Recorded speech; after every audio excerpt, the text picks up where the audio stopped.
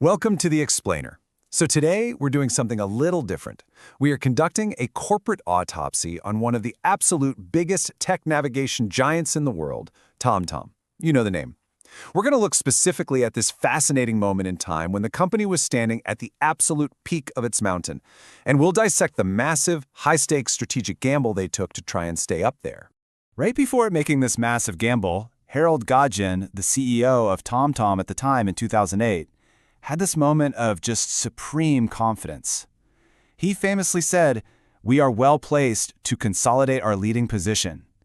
And, he said this right before TomTom finalized an incredibly high-stakes bet, buying their own map supplier, TeleAtlas.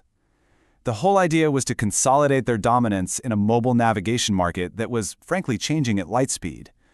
But, how did they even get to this pivotal point? Okay, let's dive into this. TomTom definitely didn't just start at the top. Actually, back in 1991, they were founded under the name PalmTop, and they initially just made business-to-business software. But their meteoric rise? That really kicked off in 2002 with the launch of the TomTom Navigator app. And then, 2004 rolls around and they released the TomTom Go. This literally created a completely new consumer electronics category, personal navigation devices, or PNDs for short. Seriously, if you drove a car in the mid-2000s, you almost certainly had one of these standalone GPS units suction cupped to your windshield, right? This explosive success led directly to their IPO in 2005 and really set the stage for that massive 2008 TeleAtlas acquisition. The stakes here literally could not have been higher. So to understand why this gamble played out the way it did, we've got to act like detectives, using the actual science of corporate strategy as our roadmap today. Here's our agenda. 1. The TomTom gamble. 2. Corporate venturing. 3. Organizational learning. 4. Dynamic capabilities. And 5. The final verdict. All right, let's get into Section 1, the TomTom gamble, securing the future. Now, our source material for this whole investigation is actually this rigorous 2017 academic thesis from Utrecht University. It's great because it peers right under the hood of the TeleAtlas deal. See, by 2008, TomTom wasn't just competing with standard electronics makers anymore. The whole landscape was shifting beneath their feet. Massive emerging threats were entering the navigation space. Think about it. Companies like Google were about to start supplying smartphones with completely free navigation software. For a company that relied on selling physical, paid hardware, this was an absolute existential threat. TomTom urgently, desperately needed to fend off this disruption. Moving on to Section 2, Corporate Venturing Explained, the Science of Growth. So the overarching business theory TomTom deployed to fight back is what we call external corporate venturing. Very simply, this is when an established organization creates new business activity by developing, sponsoring, or investing in other firms. By buying TeleAtlas, which was already their map supplier, TomTom was executing a totally textbook example of vertical corporate venturing. They were trying to sustain their competitive advantage, realize these big synergies by cutting map production costs, and crucially, they wanted to improve overall map quality. But think about it. When you buy another company, what kind of knowledge are you actually buying? The source highlights this super fascinating contrast between technical knowledge and integrative knowledge. So technical knowledge helps you refine the current products you already have. But integrative knowledge, that is where the magic is supposed to happen. It's the learning process that combines a firm's resources and capabilities to create entirely new value. For example, TomTom actually bundled services from multiple firms they acquired, like Data Factory, Applied Generics, and DLR, all trying to achieve this integrative knowledge so they could keep their devices connected everywhere. Which brings us to Section 3, How Organizations Learn, Absorbing the Acquired. Let me ask you this. So, you've just acquired a new company for millions of dollars, but how does your massive existing organization actually learn anything from them? Huber's framework shows us it isn't just about handing out a bunch of employee manuals. You've got congenital learning from a firm's founding, experiential, trial and error, vicarious imitation of competitors, searching for info in your network, and crucially, grafting. Now, what's really interesting about this slide is that grafting brings us directly to TomTom's strategy. Building right on that grafting idea, the academic literature highlights something called acquisitive learning. Let's translate this heavy jargon really quickly. It's essentially just downloading another company's brain.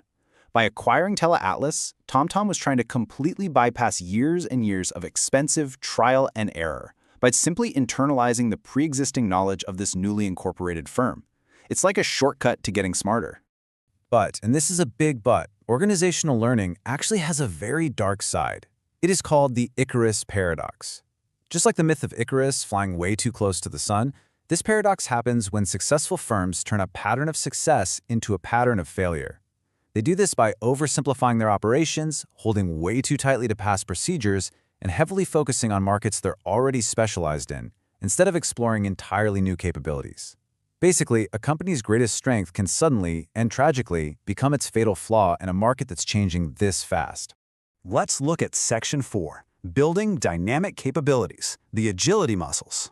So, the crucial point is that the ultimate goal TomTom was trying to hit through this wildly expensive learning process is known as dynamic capabilities. Think of these as a company's agility muscles. According to the literature, these are the assets that enable firms to integrate, build, and reconfigure internal and external competencies to address rapidly changing environments and hyper-competitive markets.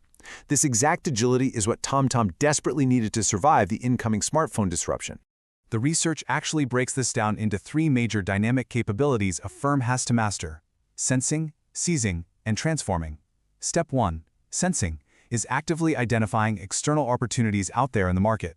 Step 2, seizing, is actually mobilizing your resources to grasp that value. And step 3, transforming, stands for continuous renewal. Put them all together, and these 3 steps illustrate exactly how a company must act swiftly to grasp today's resources for tomorrow's advantage. And finally, Section 5, the final verdict. Did the gamble pay off? And this brilliantly illustrates our conclusion right here. We're looking at the abstract from the thesis drawn directly from rigorous qualitative research. This includes 7 in-depth interviews with former TomTom employees and a really deep dive into corporate reports. So we actually have the hard, on-the-ground data to judge the outcome of this massive gamble. Which leads us directly to the core research question of the entire thesis, and honestly, the whole reason for this explainer today. Did TomTom's dynamic capabilities create a sustainable competitive advantage through the acquisition of TeleAtlas in 2008? Let that sink in for a second. The answer, remarkably, is no. No way. The findings show that while the dynamic capabilities TomTom held prior to the acquisition did actually change over time, they did not create a sustainable competitive advantage in the mobile navigation market in the years following the deal. So despite successfully changing their capabilities and absorbing TeleAtlas, they simply couldn't sustainably outrun the sheer massive scale of the disruption from tech giants, who eventually started offering navigation software for entirely free. You just can't compete with free. Which leaves us with a fascinating and frankly kind of terrifying thought for any business leader out there. If executing a textbook corporate strategy, complete with massive multi-million-dollar acquisitions and perfectly tuned dynamic capabilities, if all of that cannot stop tectonic shifts in tech disruption, what is your company's actual safety net? Thanks for watching this explainer, and keep questioning the strategy.